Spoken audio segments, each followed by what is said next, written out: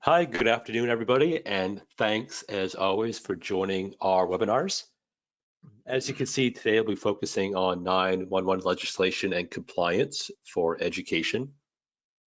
Before we get started, just know that at any time if you have a question, you can submit that in the question field or chat field. If we don't get to that today, they are recorded, so we will get back to you. So with that, let's get started. Fletch, if you don't mind, thank you. So today we're focusing, as I mentioned, on legislation and compliance. And just know that in the next couple of weeks here, we'll be gradually going through this process. So July 8th, you can see 911 dispatchable locations. So go into detail on how this works. And then as we get to the end of July, focusing on next generation 911. So keep this in mind. You receive some invitations to these events. So today, we'll have introductions here in a moment. As I mentioned, Fletch and Jake will talk about what Kerrys Law and BAUM's Act are. And most importantly, I think we'll talk about what these mean for your organization. We'll share what we're seeing out there in the field. And lastly, if there's questions and answers, we'll go through those. So before I introduce these folks, I want to point out, because I think it's really important. Number one, this is such an important topic, so we're very excited to have our partner 911 Inform on here. I'm Joe Puckett, Director of Business Development for the Northeast.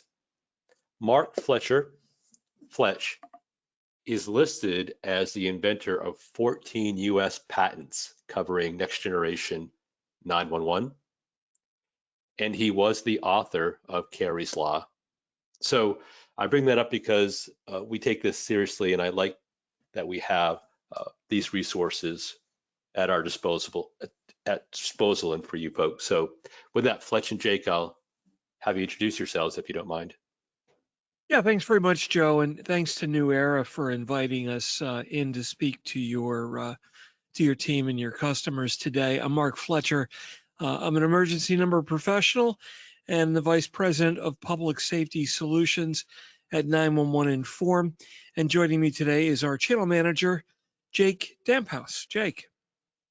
Yeah, thank you, Fletch. My name is Jake Damphouse, Channel Manager with 911 Inform, as Fletch said. Been kind of spearheading the effort along with Joe over the past few months to bring this awareness to what legislation's coming down the line when it comes to 911, and it's been great to work with the New Era team. Fletch, or actually Joe. Yeah, thanks guys. So I know a lot of you folks on the call are clients already, so we'll go through this quickly. But for those that maybe are new to this or maybe don't know the entire organization, so as you can see, 40 offices worldwide, 1,600 plus employees.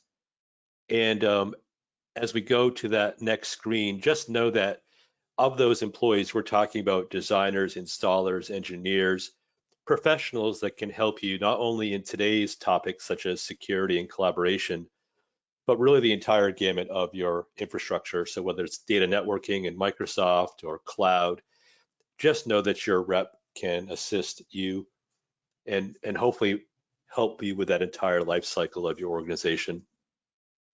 So as we move forward, one of the things that I really like to do in these events is take the data from you folks, from the folks attending this event, and sort of show that on the screen to see where you're at compared to your peers. So we have some questions during the registration. First one was, does your current 911 infrastructure notify relevant parties that an emergency call has been made via the provided PBX? So 30% of you are saying today, you cannot do that. Does your current 911 notification provide the location of that device? So today, only 30%. I'm sorry, 30% is saying no, it cannot. And then lastly, does your 911 infrastructure allow for calls to be placed with the external digit or without external digit? And so far, almost 90% say you can do that. So great. Fletch and Jake, anything there that stands out to you for that data?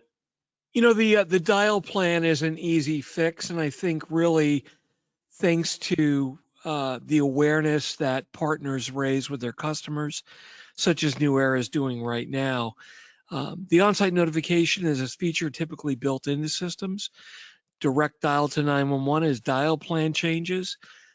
When I wrote Kerrys Law initially, what got that through quickly was the fact that there was minimal cost, and that was really an implementable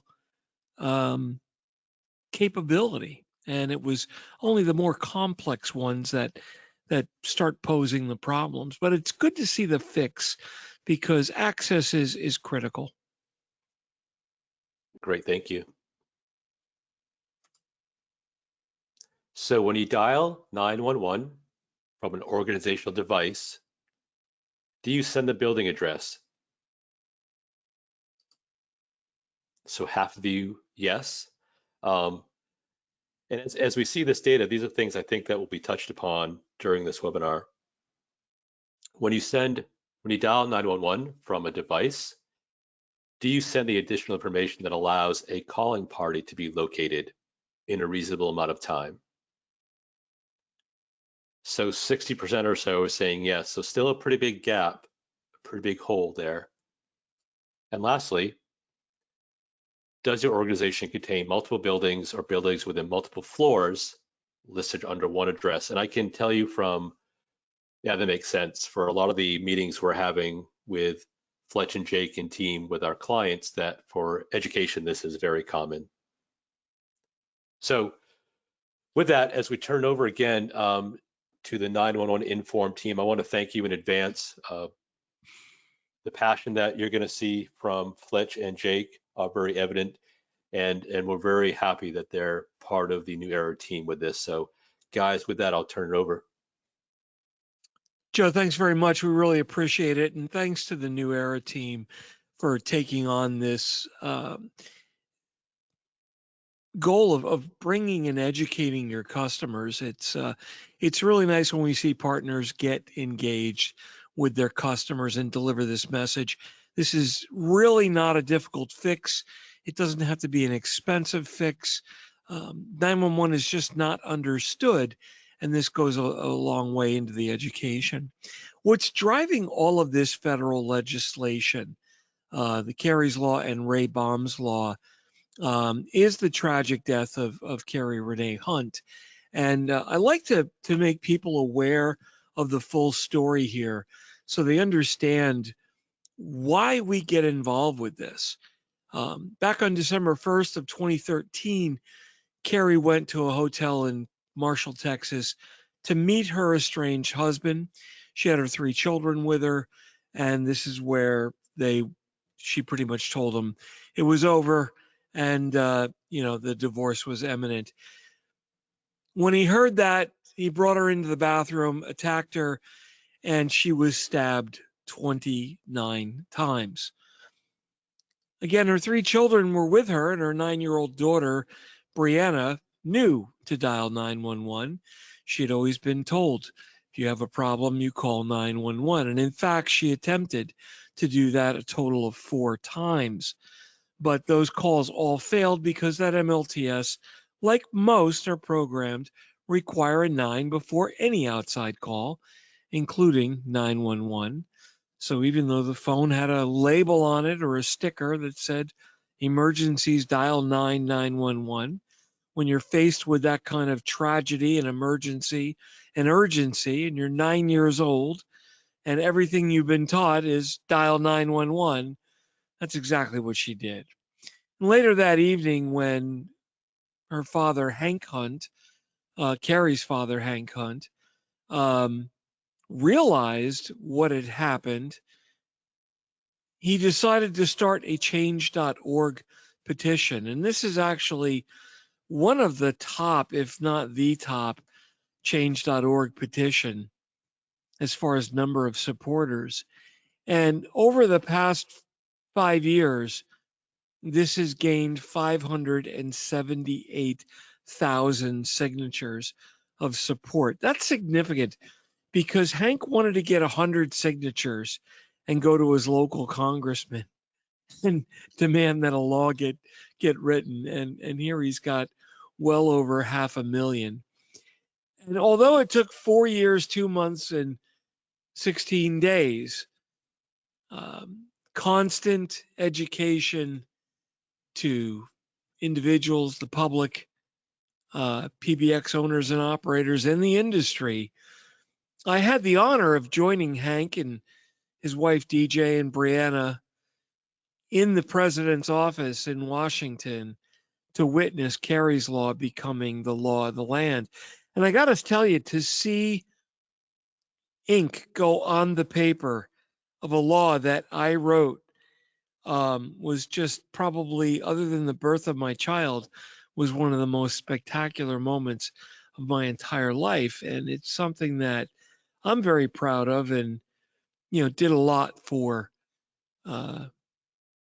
people. So December 13th, I think it's important to understand that no law existed in Texas that required that hotel to provide direct access from a PBX. There was no federal law, there was no local law, no building law, nothing. But still, even though no law existed, this tragedy happened, and a local jury awarded the Hunt family $41 million in a wrongful death liability lawsuit. So when we meet with people, they always, well, what's my liability? If I do speed down the highway, how much does a speeding ticket cost? That's what you're worried about. Well, in this case, yeah, there's a federal law now, and there's a $10,000 penalty plus a daily penalty for noncompliance. But really, it's that local wrongful death lawsuit. It's the tarnished image of a corporate name. It's the other soft costs that are really problematic that you need to be worried about. So what we've done is we've come up with a compliance checklist. What is required? What do I have to do? That's why you're here today. And one size really doesn't fit everybody. But when we developed our solution, we looked at a solution that could adapt. Many of you have multiple buildings. The requirements for those individual buildings is different. Whether they're multiple buildings on a campus, multiple buildings across the city, or multiple offices across state lines. Every solution is unique, and that's why it's difficult to implement 911 when you're not familiar with what can and what needs to be done. So we've got a couple of laws, and those help quite a bit. Kerrys Law, the requirements are pretty simple. Effective on February 16th of 2020, last year, businesses had to allow direct access to 911 without an access code. And most of you have done that, and congratulations. And thank you on behalf of the Hunt family for doing that, because that right there is what was the primary cause of Kerry's death. Brianna dialed 911 immediately. The coroners testified, 4 coroners testified, that Kari lived for 20 to 30 minutes. In her case, 911 wasn't called for 20 to 25 minutes. They got there in 6 minutes. Had 911 been dialed immediately, or even if that call got blocked, but the hotel understood that a 911 call was attempted, 911 emergency services would have been there in plenty of time. And that's why the second piece, that on-site notification of an emergency call attempt, whether it went through or not.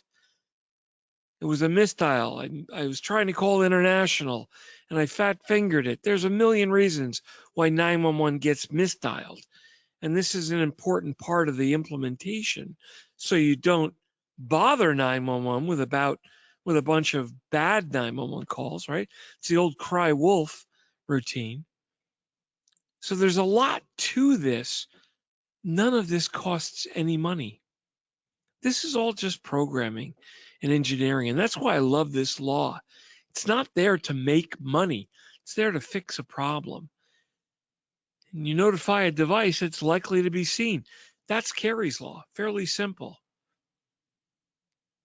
But the 911 database company said, no, we need more information. We need exact location. Okay, I'm not going to fight them on this, whatever.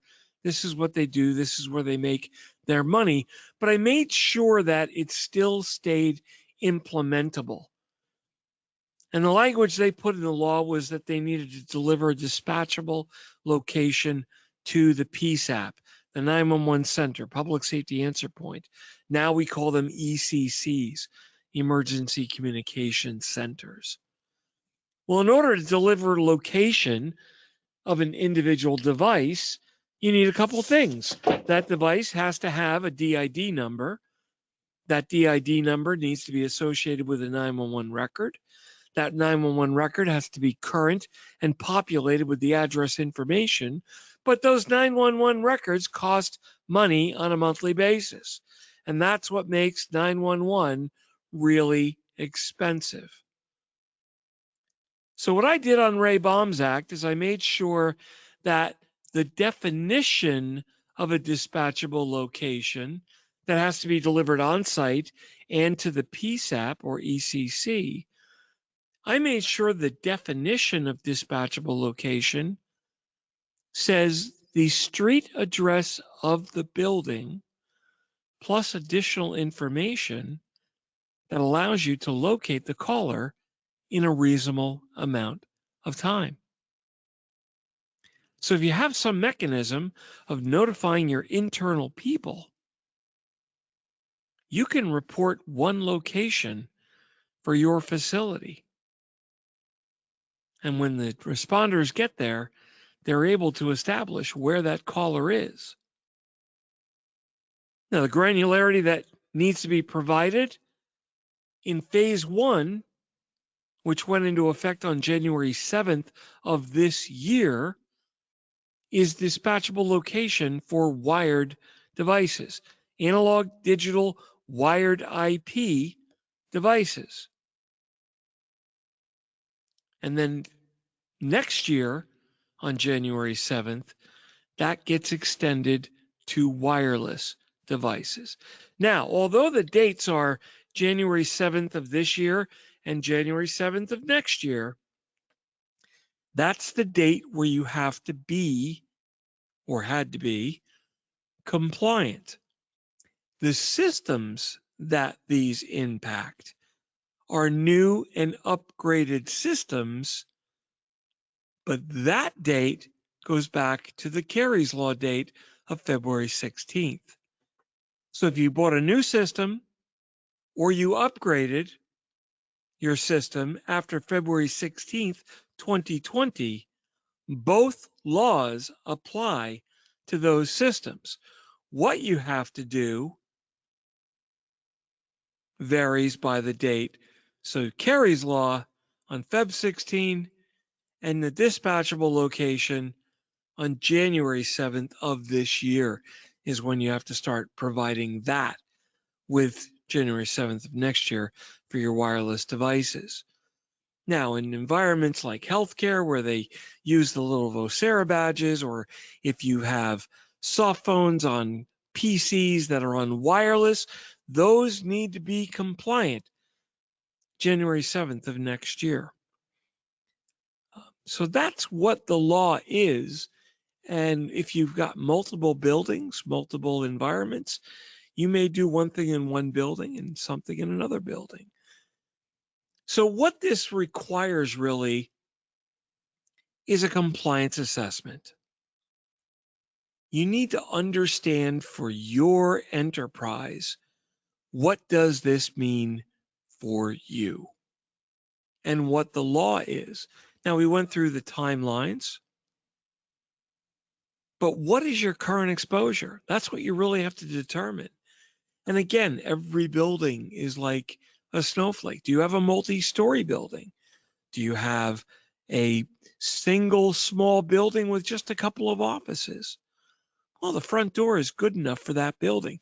You can find someone in a reasonable amount of time. The general rule of thumb is you want to be able to understand a floor. You want to be able to understand a particular building. And certain states, depending where you are, may have square footage requirements down to the floor. Or you may have other requirements, such as Massachusetts. They call off square footages, but they also say if you have a common response point with information of where the call is from, you can report the common response point. I happen to like that because I can tell public safety I'm in cube 2C231. That's very specific, but they don't know what that means. They don't know where in the building that is. I could be very specific. I could tell you that I'm wearing blue socks. Okay, what's that got to do with anything?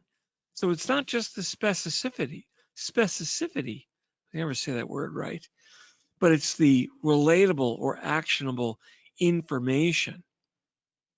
So what do you have to do to be compliant? Establish the location of the caller in a reasonable amount of time. What's reasonable? Well, they don't call that off.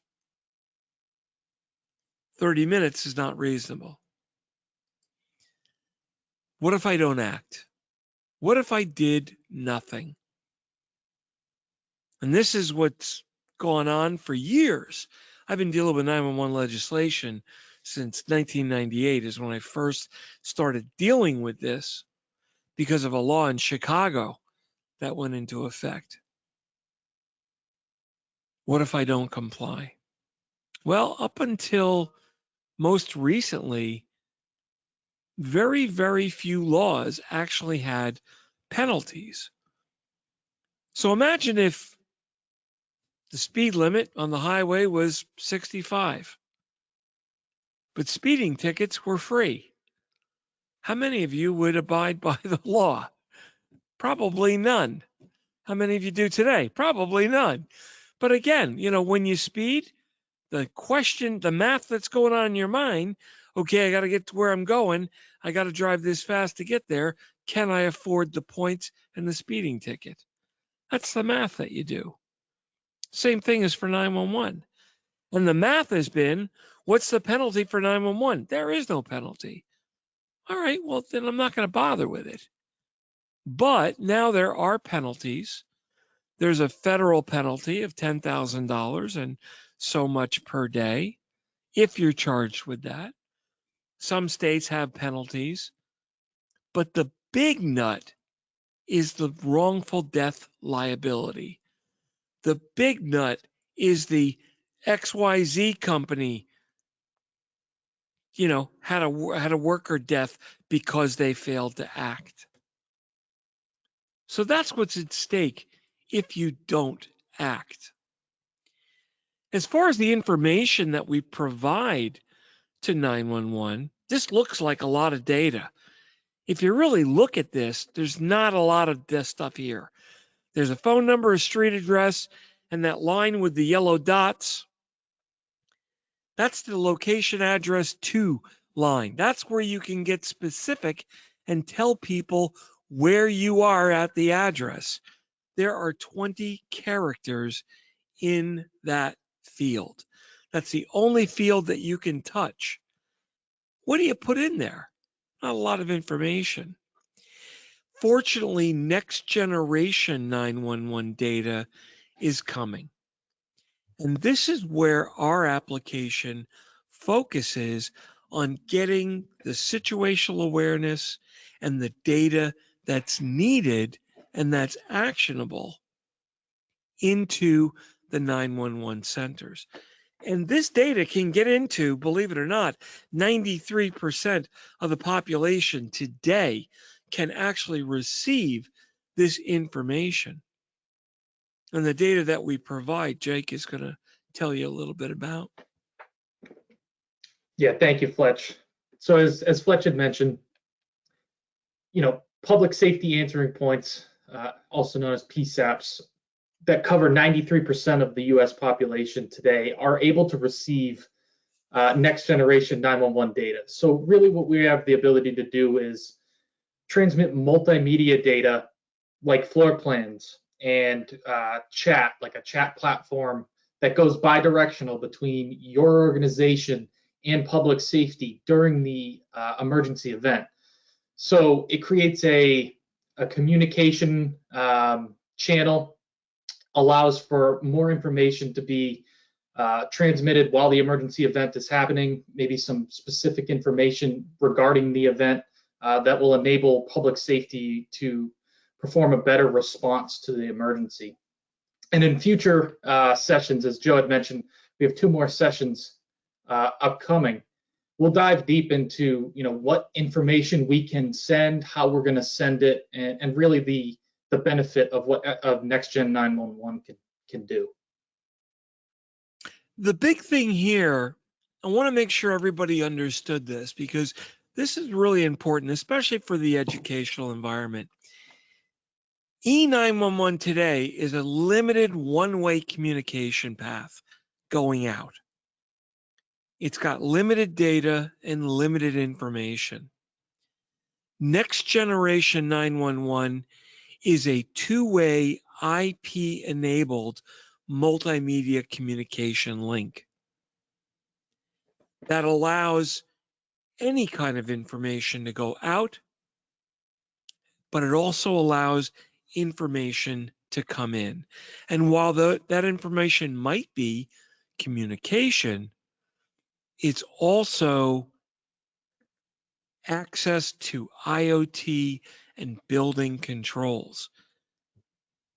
So we'll show you in future sessions how not only to put this information on the screen of the patrol car, the ambulance, the fire truck that's responding, but actually provide and give those responders control over specific devices, looking at cameras, unlocking doors, accessing overhead paging. What we're able to do with NextGen is really, really amazing, including some new technology that's never been available before.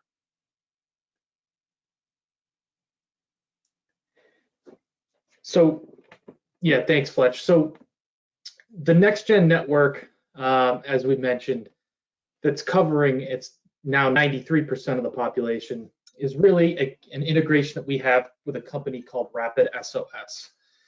And RapidSOS is the national clearinghouse for all cellular 911 calls. So really what RapidSOS is able to provide is specific and granular location information to public safety about where a 911 call is coming from cellular devices. So now we're moving from devices that the enterprise is deploying into personal and sometimes enterprise provided smartphones. Because of our integration with them, we have the ability to notify the enterprise when a smartphone call is made from your property. And really the process behind that is we basically create what's called a geofence, and we just put a boundary around your property lines. And from there, quite simply, anyone that walks into that geofence and dials 911 from their smartphone will notify on site. And those notifications can be custom as far as, who within your organization we notify, whether that's a security team, administration team, technology team, and that's completely customizable up to your organization. But the value really is that, a response can begin once that 911 call is made. And you do not need to know who that person is that is calling. You don't have to have their number or name saved anywhere in a database, and you will not receive that information either. Basically, what you will get is the notification and the location of that call. And again, because of the accuracy of the smartphones, not only can they get a pizza and an Uber to you, they can report with about 3 feet accuracy of the location of that device. So if someone has an incident in a parking lot on your property, you're going to know about it. If you've got a piece of property that the public walks through, maybe not so much in K-12, but certainly in the higher ed city campuses, something happens inside your geofence, you now have the ability of receiving these notifications. Yeah, Fletch, I think back to the call we just had with the higher university, I think it was earlier this week, where they had a pretty good control of their on-campus, but had living quarters in town and really had no idea of how to manage that. You know, it's interesting, Joe. Every industry has got these little unique edge use cases, and the new technology really does a great job of providing solutions for that. So Fletch, let's get into a little myth versus fact on 911. So 911 centers, they get the exact information of where the caller is calling from, correct? You know, this is probably my favorite part of the whole presentation, because this is where we really educate a lot of people. 911 centers are actually very limited to the information that an enterprise provides to the carrier. You know, and what they give to the carrier might get to the 911 center. In that record that we showed you before, we talked about the address line 2. I've seen cases where the 911 center doesn't even get that information. It's there in the raw record, but they don't display it. And when I ask them why, they're like, well, there's nothing ever there. And when there is something there, it's either wrong or it's information that I don't understand. Cube 2C231. Okay, that means nothing to me. Doesn't get me to where I need to go. Doesn't do anything. So that information is quite often wrong. And 911 centers pretty much get a street address. And today, even that's becoming questionable. So then the PBX is transmitting the location information.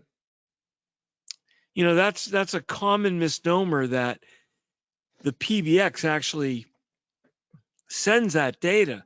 So what's happening is the PBX might collect it, it might determine it, but it doesn't actually provision that data into the network or into the PSAP. That information is just gathered, and it actually has to give that information to another component to where it will be processed into the PSAP. So then third-party apps are the ones that send that location. Well, third-party apps are involved, but actually, believe it or not, those third-party apps send the information that they've gathered from the PBX into an intermediary location database management company that then provides that database information to the PSAP.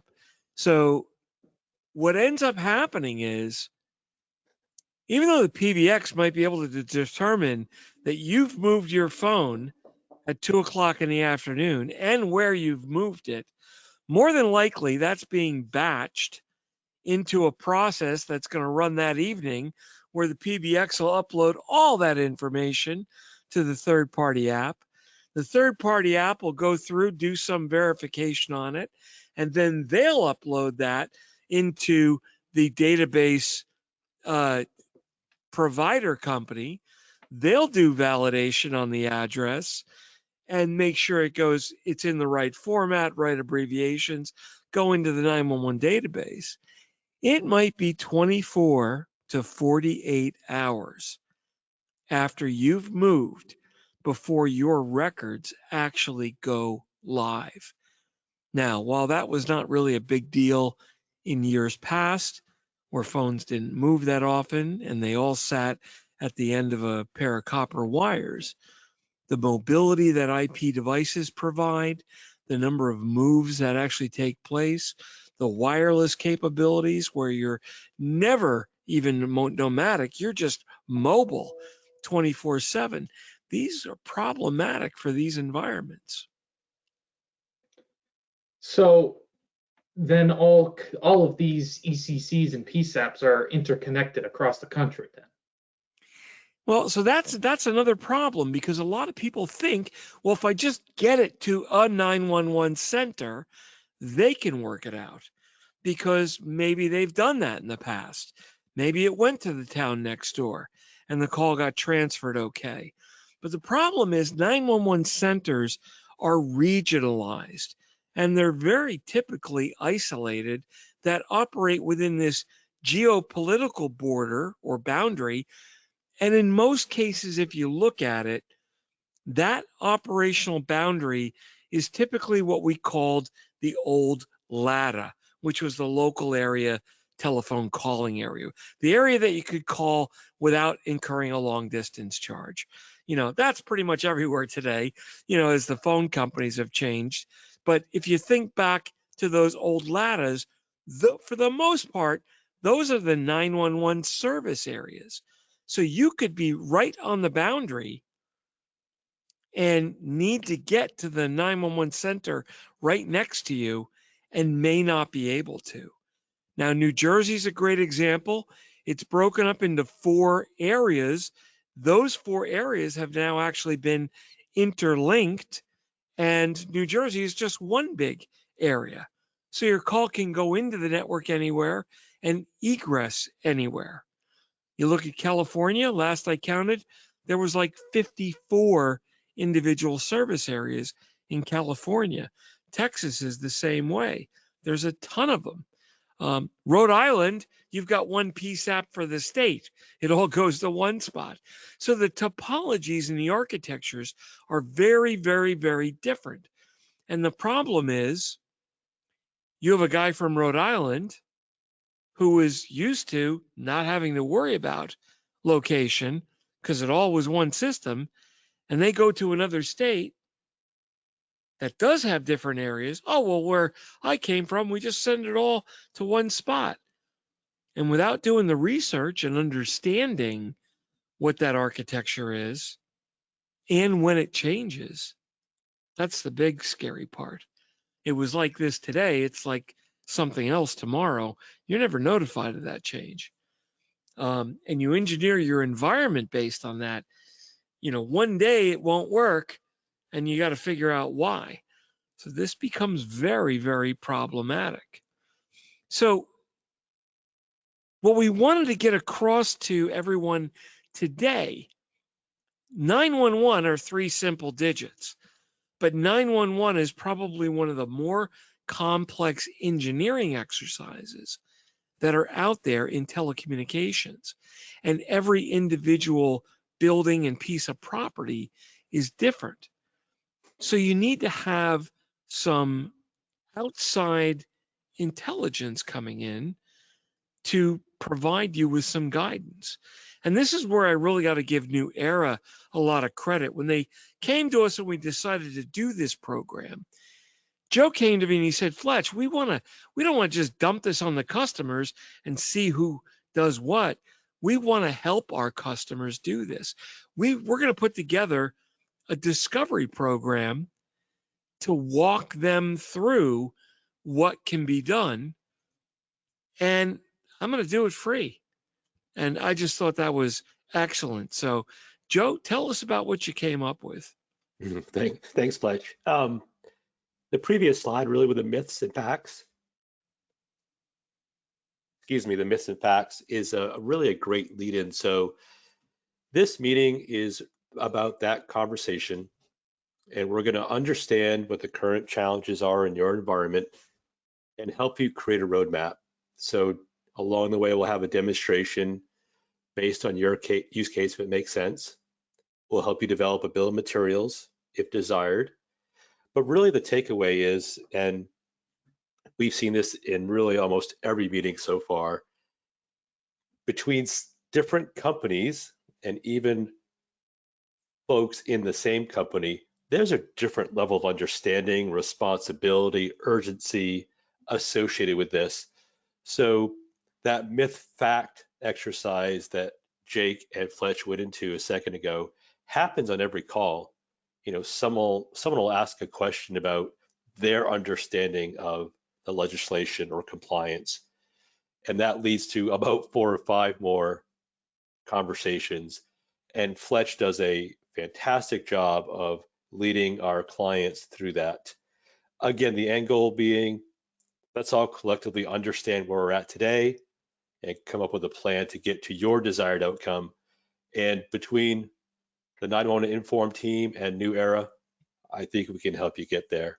So on the post-webinar survey, there'll be a checkbox to select that meeting, and there'll also be a checkbox to receive a white paper compliance checklist. So if you want to receive that or schedule that meeting, again, just note that in the post-webinar survey. As I mentioned in the beginning, we have our next session for this group coming up on July 8th. We'll go into a much deeper dive of what the technology is and how it can impact your organization. And Fletch, I think we're getting here to the end. And as we do so, I really want to first thank everyone that's attended today, but really thank you and Jake for participating. This is an important topic. The passion that you show in these events and with our clients is undeniable. So it feels good to have a partner who's really invested in making this happen. So thank you guys very much. No, I definitely appreciate that, Joe. And you know, over the past years, you know, God, since when I first met Hank Hunt in 2013, this story really became personal to me, and I got to know their entire family. And the one thing that Hank wanted out of all of this, and he said this over and over and over, that the one thing he wanted was for that horror that happened to Kari to never happen to another person, for that horror that happened to his granddaughter who was 9, who did what she was supposed to do and what she was taught to do, and that's dial 911, and it didn't work. He never wants that to happen again. And that was his mission. He can't change the past, but he can educate the future. And if you ever get the opportunity to hear Hank present this story in detail, it is one of the most tear-jerking experiences that you'll ever witness. And you'll understand why that this is a passion to me. And I know it'll become a passion to a lot of you. We're telecom people. We shouldn't be able to control whether people live or die, but we have an important role in providing resilient, reliable communications. And I want to thank each and every one of you for hanging out with this webinar and staying to the very last end of it, because this is important stuff. And I can promise you one thing, when you come back for the second one, we're going to show you the coolest stuff that you've ever seen in your entire life. And that's where Jake is going to shine the most. Yeah, thank you, Fletch. And thank you to the New Era team. And thanks to everyone who has joined. Really looking forward to the next session, where, as Fletch said, we will show you the coolest stuff of all time. Awesome. Thank you guys. Thanks for those attending as well. And everyone have a great day. We'll talk to you soon.